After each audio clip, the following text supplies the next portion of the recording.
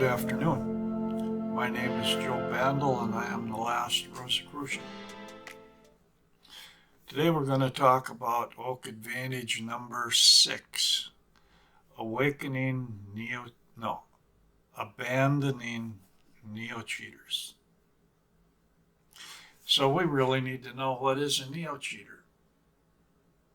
That's kind of how can we abandon a neo-cheater. And neo-cheaters are a term that the neotech advantages originally came up with. They're the opposite of value producers. Now, the general concept with value producers of what is a value producer, it's for happiness, prosperity, things like that. The idea is it's important that we produce things, we produce values that other people want.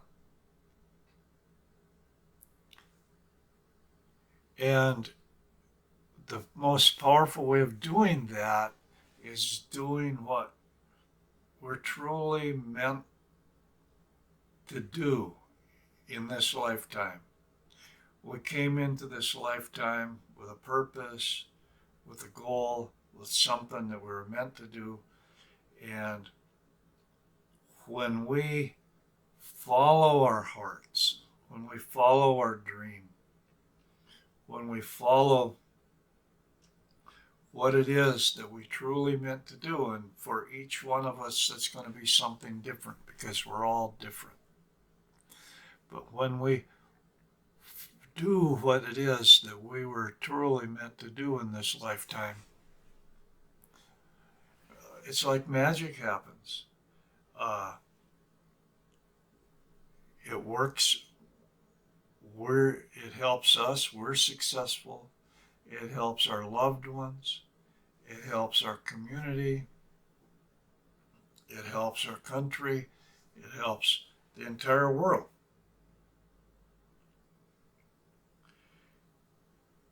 So that's the idea of a value producer, somebody who's producing something that everybody enjoys, that everybody wants, or that's in demand. Maybe not everybody doesn't want it, but it's in demand because it's recognized as something valuable. A neo-cheater destroys values by destroying the individual's ability to follow their dream.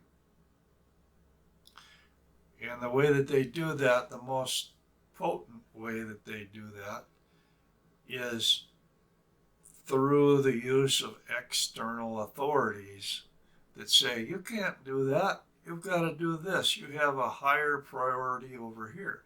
You've got to take care of these things and not those things. And there's all kinds of these authorities that are shouting out higher causes that we need to sacrifice our time and energy, our life's force, our life's blood to do. And what happens is neo-cheaters, they take our energy. They take from us and get what they want. In other words, they're not producing the values. What it is they're draining the values from everybody else. And this can happen in many different ways. The most common way is through the use of creating an external authority that uses coercion and force to get what they want. And it always, as it evolves and grows, it becomes more and more totalitarian. more and more restrictive until people have to choose. Do I want to follow my dream? Do I want to live in a dream job, a fulfilling job, or do I want to live in a soul sucking, sterile, unhappy world where I'm just barely surviving?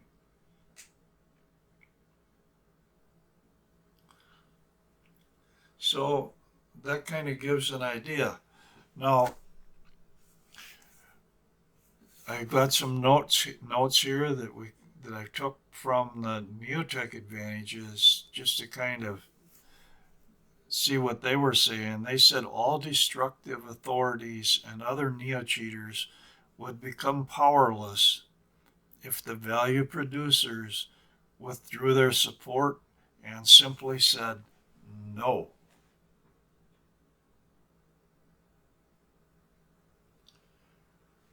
No, I'm not going to support you in that. These are the things I value over here. This is what's important to me. And they're going to turn around and say, but you have to. And you say, no, I don't. But there's a problem with that. And it says it right here. If all victims simply said no to their victimizers, all professional neo-cheaters would lose their power over others. They would. So there's a game out there, which is all these people are trying to hook you by saying this is the most important thing that you need to do. And it's a scam, because the most important thing that you need to do can be found in your heart, can be found in the still small voice of your conscience, and it's something that you can be passionate about, something that you love, something that you want to put your whole heart and mind and soul into. And for each person, that's different, whatever it is. But these external authorities, they're like, no, you've got to be clones of everybody. You've got to be like everybody else. You've got to be politically correct. So I've kind of tried to describe what being a neo-cheater is. Basically, relatively few people have the resources needed to resist authority. Neotech came out with something kind of interesting, and they claimed that genetically humans are designed or created to follow external authorities, to basically not think for themselves, just to follow the external authority. And Julian Jaynes, in his book, he said that 4,000 years ago, or before 4,000 years ago, people didn't have this observer self. What they did, according to ancient literature, they had a voice in their heads that told them what to do, and they went ahead and did it. And that's the natural way, that it's natural for humans to just kind of not question what they're told. And that genetically comes from back in that time when we had heard voices in our heads and they told us what to do. And then as civilizations developed, you would have the leaders, the chiefs, the elders of each little group or whatever, and the tribe, the members of the tribe, they followed what they were told. They did what they were told because that was how they survived. What we're looking at is, in a way, it's evolution. And evolution started out with, you could say, the group soul, a collective intelligence, that a herd instinct that could be. And that's where this genetic tendency to just be a hive mind, to follow, to give allegiance to a hive mind or a higher authority, an external authority, came from. But this is a new age, and this is humanity is making an evolutionary leap into a new type of awareness that is not a hive mind. Humanity, for the first time, is learning to become an individual. So becoming an individual, to become an individual soul, is a quantum leap beyond the old hive mind where everybody was just part of the collective soul of humanity. This is where the resistance is coming from, trying to drag everybody back to the lowest common denominator. And there's a good portion of society that no longer fits, that's no longer appropriate. And if you're a Star Trek fan, if you watched the television series of Star Trek and you saw the Borg and Captain Luke Picard, or whatever his name was there, Jean-Luc Picard, he was infected by the Borg, and his individualism, his sense of self, this was so powerful that actually the Borg became infected by him instead of him becoming infected by the Borg. That kind of concept is what I'm talking about here. The cutting edge, the evolutionary edge, the quantum leap that humanity is taking is not a collective. It's not into collectivism. We've been there. We've done that. The evolutionary leap that we're taking is into individualism, where we get to truly find who we really are and what we are really meant to do. Not just be a body that does what they're told.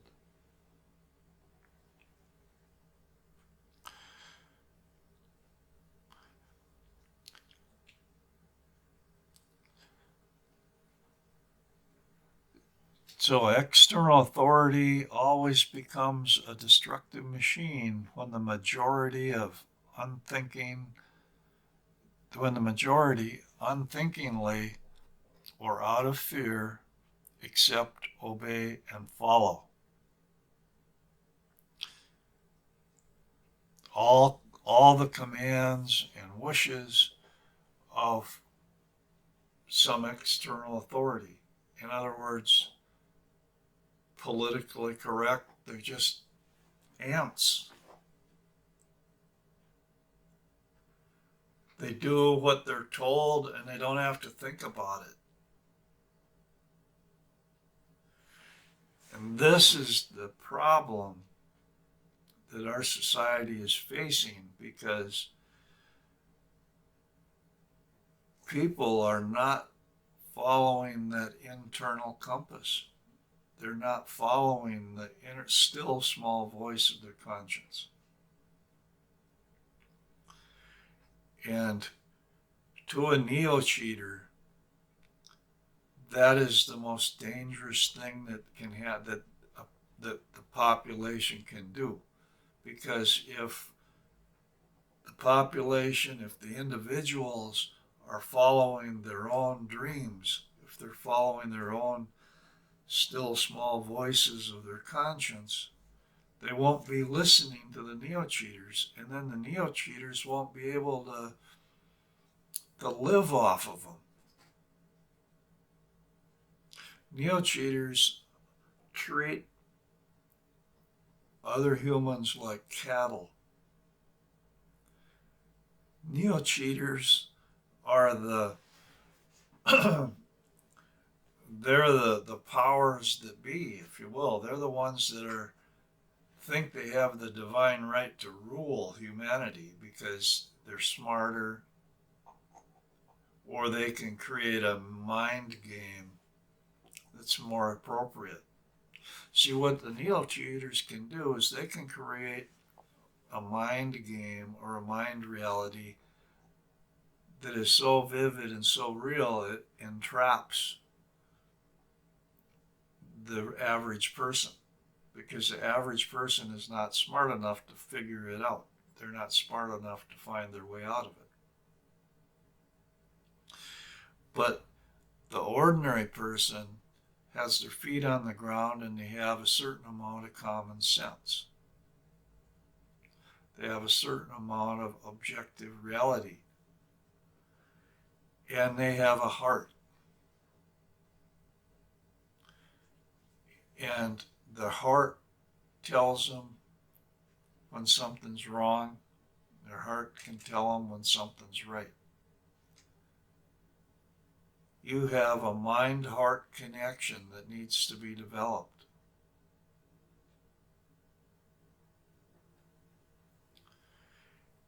If you look at history, what you're going to find is the most violence and the most atrocities that have ever been perpetuated upon humanity have come from ideologues. People who the mental concept and the mental idea is so strong that they are no longer human. The Spanish Inquisition is when the church became so fixed in their minds, such ideologues, that they burned thousands of women as witches, using horrible tortures, trying to force. How can a person that's in touch with their heart do something like that to anybody else? Only an ideologue can do that, because an ideologue has lost touch with their own humanity. And that's what a neo-cheater is. They are an ideologue that has lost touch with their heart. They've lost touch with humanity. And they are intent on forcing others to do what they want others to do in any way possible. That's the end of this advantage. I think we've covered that enough. See you on the next one.